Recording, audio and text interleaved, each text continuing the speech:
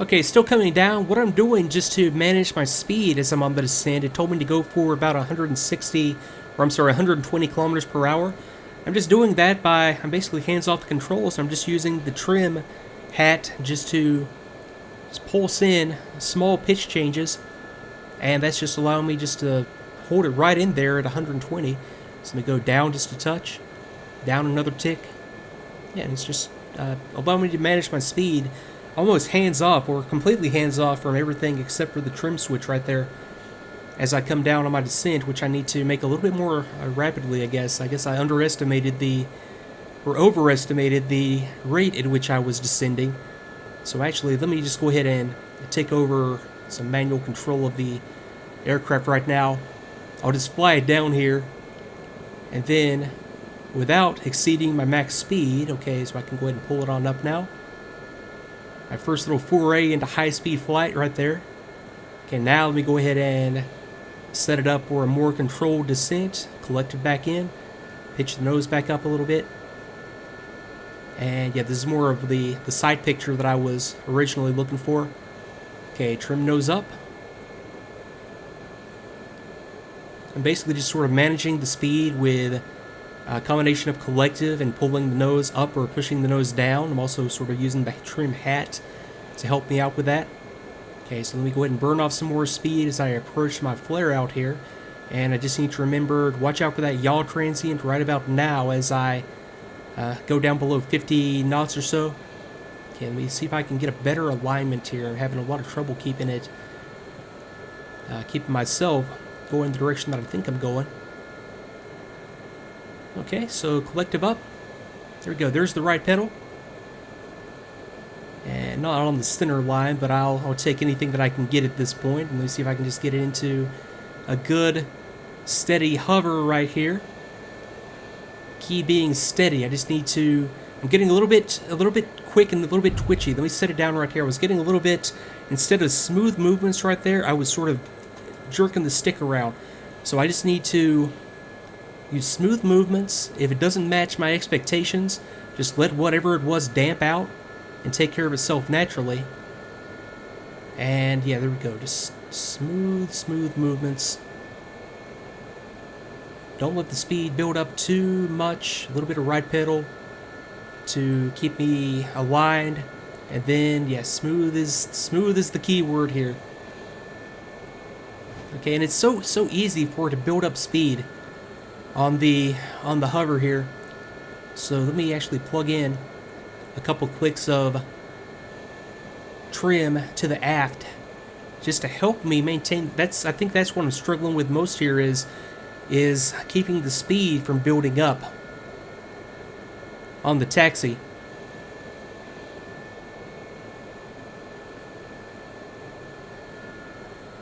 And I think that's the trick. Now I'm struggling with getting the thing going again, so let me go just a click forward on nose down trim. Now I think I've got the sweet spot. Okay, click back on nose down trim. Yeah, it is just a little bit harder than I was expecting to maintain a constant speed. But yeah, not completely, not unmanageable at all. I think if I weren't giving commentary throughout all this, it would be just a piece of cake. But okay, let me go ahead and taxi on around here and just try it without commentary for a while. I'll be right back.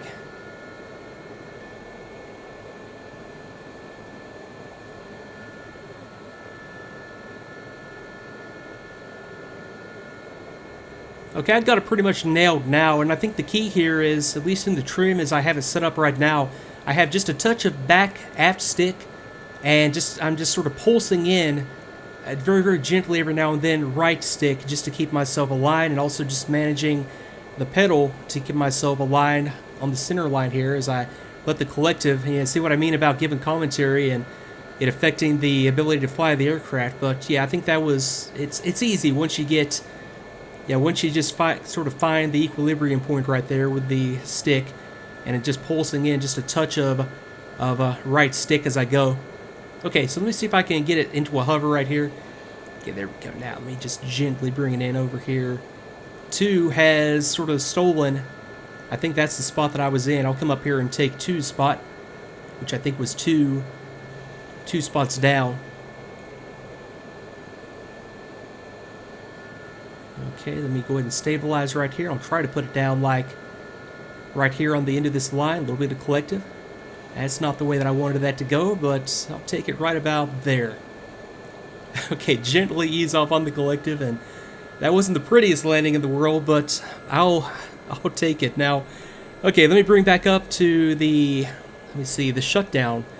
Okay, so I'm already here. Set controls to neutral. Got it. Fuel flow control fully aft. Let me think about this. Is that what I want to do? This is going to put it into ground idle, and therefore that's going to remove power from the alternator.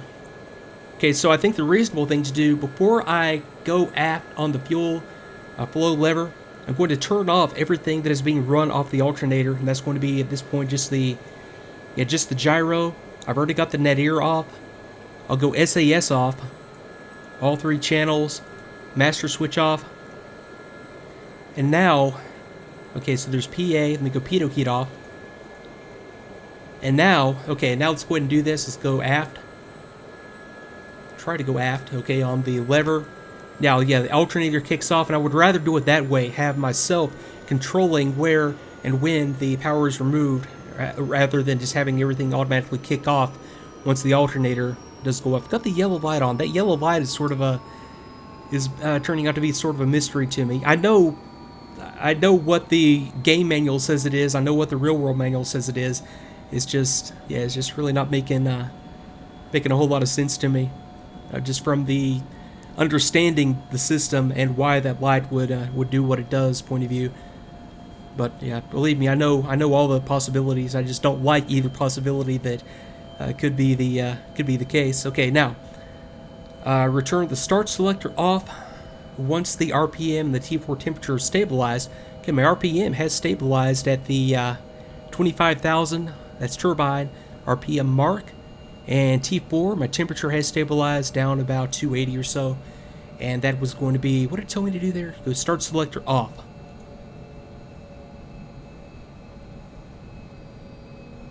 Okay, there we go. So that removes, okay, so that kills the fuel flow. And that's a good shutdown. Now, after that, boost pump off. So fuel boost pump is off, and then wait until the stop warning light goes out. And then switch all the switches off and still, except for the magnetic brakes. Stop warning light, and then everything off at that point except for the magnetic brakes. So what's that? What all is that going to consist of? Basically, generator, alternator, battery. Do I want to kill the battery at this point? Is there anything else that I need to turn off first? I want to turn off my lights first. So on the assumption that these were still on in the first place, okay, lights are off. I want to turn off my radio.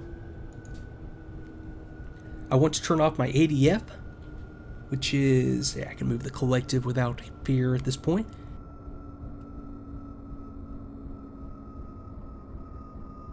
Okay, ADF is off.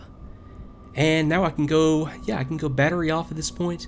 And then rotor brake, once the rotor RPM is below 170, yeah, it's already down to like practically 0 at this point. I can go rotor brake on, engage, and all the way to the rear, and that's going to stop the rotor. Let me go ahead and get the doors, right control C. Okay, so there we go. That went extremely well. From my point of view, that went extremely well. So at this point, I'm very, very comfortable with my understanding of everything that's going on in the aircraft, even the stuff that doesn't match manual to manual. I know why it doesn't match at this point, and I know more than just, and this is the entire point of this, I know more than just what switches to throw in what order. Now I know what they do, and now I can move on to the weapons employment, and I can also start to dig into the nadir navigation system at this point without having to worry about the rest of the stuff. That's why I do the simple stuff, or actually, no, that's not true. I would call this the hard stuff first. I do all of this stuff that I just did now so that when I get to the weapons employment and just the other stuff, I don't have to worry about, is this system working the way I think it is? How do I fly the aircraft? How do I manage the autopilot? How do I do all of this navigation stuff? All that stuff is just going to come naturally now, and I can move into more complex tasks. So that is exactly what I'm going to do right now. I'll be back in the next video with weapons employment and navigation using the nadir. I'll be back in a bit.